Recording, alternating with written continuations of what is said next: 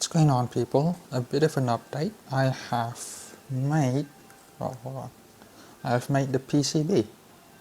So that's the PCB. I have transferred the outlines, etched it, drilled it, put all the components in, and there you go, that's the PCB. I had a bit of a problem when I was working after finishing the PCB.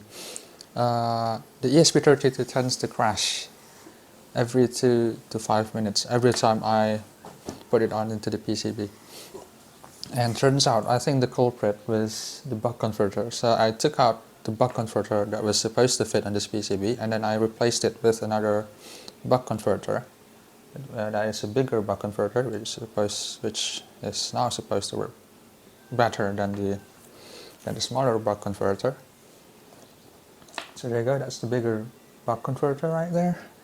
And the other change that I did was also, instead of routing the power directly from the buck converter to the ESP32, I am routing the power from the buck converter to a voltage regulator and then to the 3.3 volt pin. So I'm not powering the ESP32 from 5 volts. I'm using 3.3 volts instead of 5. And it's been working very well. So I've already done the code, even, I have not finished the code, but I've already done some part of the code.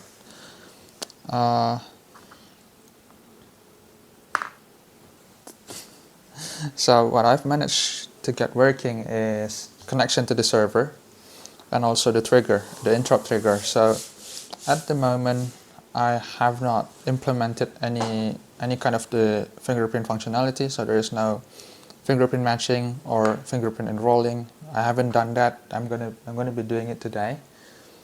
Should be straightforward considering that I've already done the work on WebSocket. So this is going to be a demo. I'm also going to show you a demo. So here, so if I touch the finger, so mind you, this is not fully done. Any finger, anything that can trigger the interrupt pin will unlock the gate, because I haven't implemented any kind of fingerprint enrolling or fingerprint matching. Like even this disrupting the, well, why is it not working? Just disrupting the power outlet will in fact will unlock the gate. It managed to trigger the interrupt pin just by messing with the gate, just messing with the power here, with the power outlet. And then once I've already done implementing the fingerprint matching and also fingerprint enrolling, and then that won't happen. Hello. Okay. So yeah, I would like to show you how it's going to work. Hold on. There you go. So this is how it's going to work. So if I put my finger in, the lock is going to trigger, and also it's also going to show on the Home Assistant that somebody has opened the lock, and I can also go to the Home Assistant, also unlock the lock from the Home Assistant, and there you go.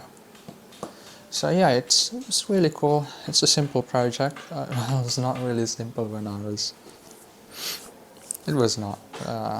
It is a simple project, but it's easier said than done.